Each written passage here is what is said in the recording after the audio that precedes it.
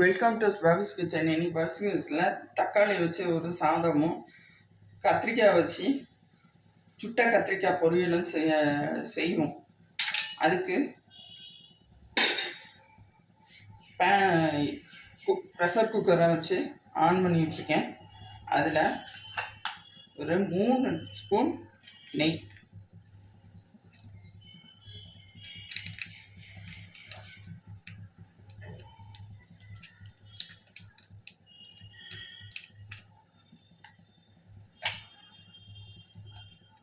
நெய் உருகட்டும்.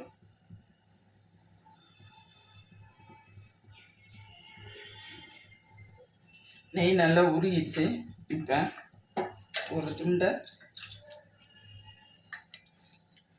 பே லீவ்ஸ், ஒரு துண்டு பட்டு,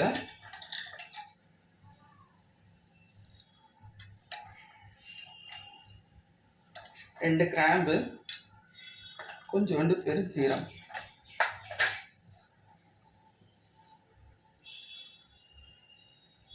உறிஞ்சிருச்சு. நல்லா இந்த ஸ்டேஜில் வெட்டி வச்சுக்கிற வெங்காயத்தை போட்டு வதக்கிக்கும்.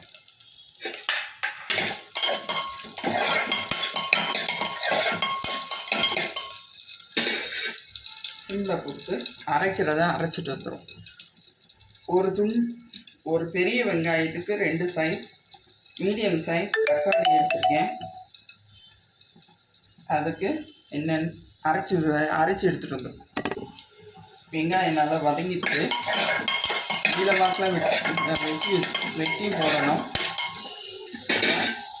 சாதத்துக்கு தக்கபடியான ஒரு நாளுக்கு தான் எடுத்துருக்கேன். அதுக்காக 1 டேபிள் ஸ்பூன் கல்லுப்பு, காரத்துக்கு தக்கபடியான தனி மிளகாய் பொடி, கலருக்காக மஞ்சள் பொடி,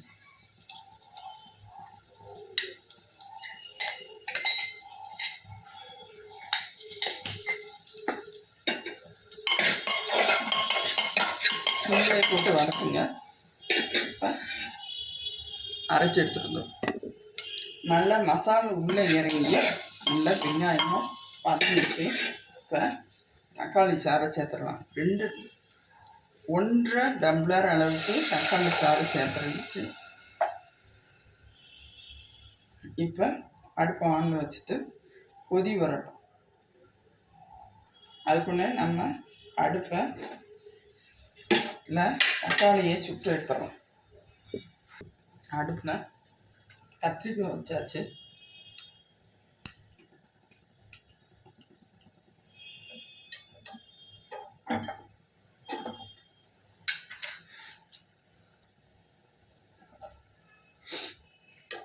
சிம்லையே வச்சு அவங்க சுடுங்க.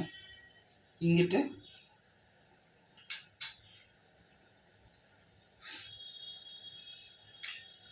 தண்ணி நல்லா கொதிச்சிருச்சு.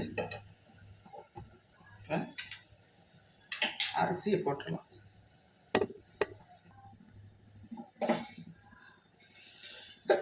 சும்மா அரிசி சேர்த்துடலாம்.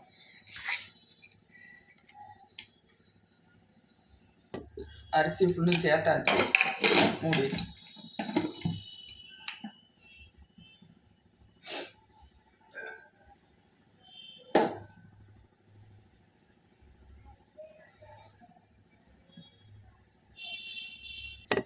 இப்போ இந்த சைடு அடுப்பை ஆன் பண்ணி நம்ம கத்திரிக்காய் சுட்டுக்கலாம். கேஸ் வரட்டும்.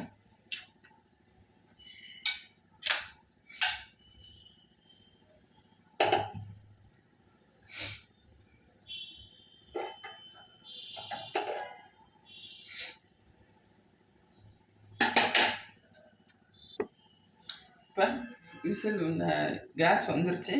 சிம்மில் போட்டு ஒரு 10 நிமிஷம் வச்சு எடுத்து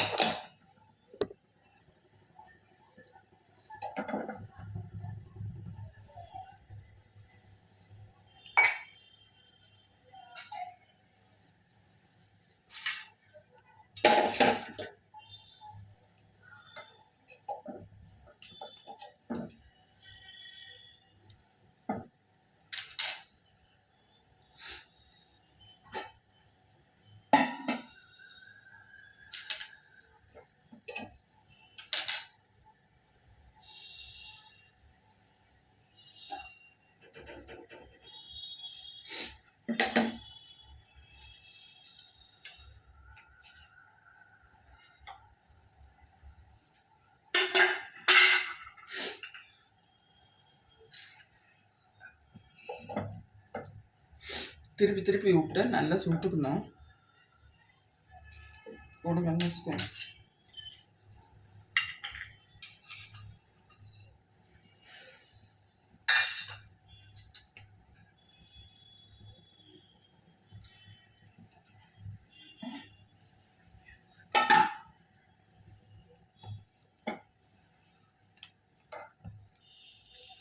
தீயில காட்டணும். எக் பிளானட்டுங்கிற பெரிய கத்திரிக்காய் கிடச்சா கூட கொஞ்சம் நல்லா டேஸ்ட்டாக இருக்கும். நல்லா சுட்டுருச்சு. அடுத்த கத்திரிக்காய் வச்சிடணும்.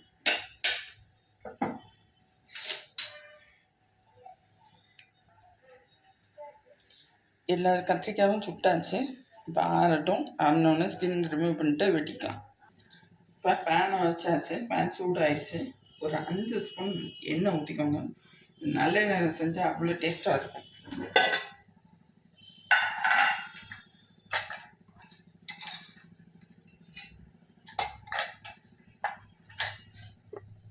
கடுகு உளுந்தம் பருப்பு போட்டாச்சு.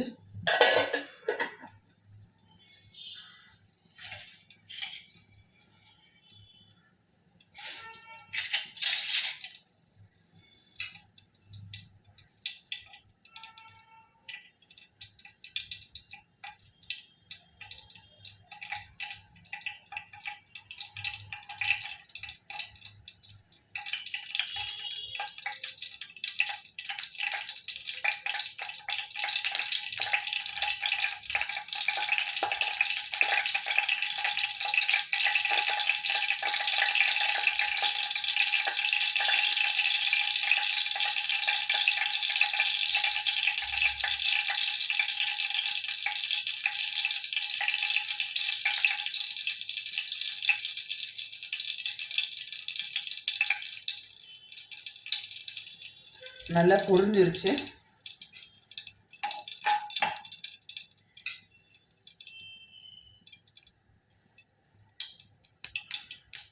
இப்போ ஒரு 20 சின்ன வெங்காயத்தை நீல வாக்கில் வெட்டி வச்சுருக்கோம். அதை போட்டோம். நல்லா எண்ணெயிலே வதங்கணும்.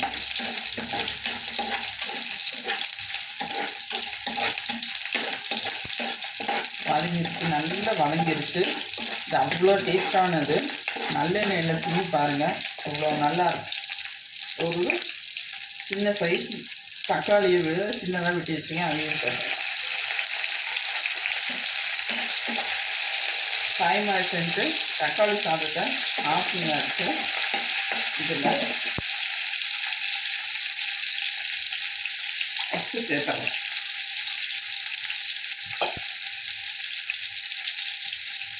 ஒரு பேருக்கு சும்மா டேஸ்ட்டுக்கு தகுந்த மாதிரி உப்பு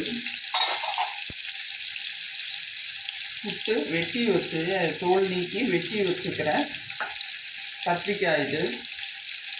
இது நல்லா வதக்கணும். தக்காளி தான் நல்லா வதங்கணும். வதக்கிட்டு தகுந்த பாரு தனி மிளகாத்தூள். நான் கொஞ்சம் காரமாகவே செய்கிறேன். எனக்கு ரொம்ப பிடிக்கும்.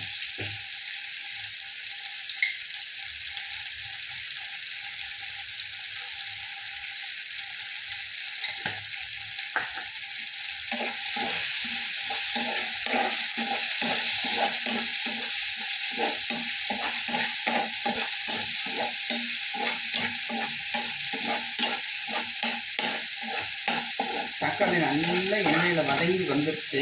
இந்த ஸ்டேஜில் கத்திரிக்காய் சேர்ப்போம்.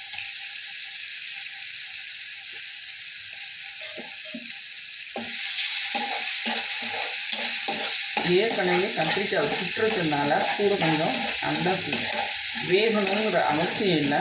இருந்தாலும் கூட கொஞ்சம் வேக விட்டுறேன். இப்போ மசாலா நல்லா இறங்கணும்.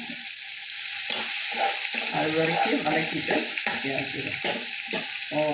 ஒரு நிமிஷம் வதக்கியாச்சு. அடுப்பு ஆஃப் பண்ணியாச்சு. 2 அடுப்பையும் இப்போ பவுலுக்கு ட்ரான்ஸ்ஃபர் பண்ணிவிட்டு காட்டுறேன். தக்காளி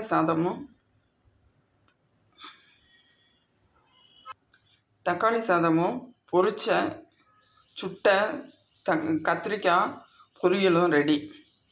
மறக்காமல் லைக் பண்ணுங்கள், கமெண்ட் பண்ண மறந்துடாதீங்க, சப்ஸ்கிரைப் பண்ணிக்கோங்க. Bye friends.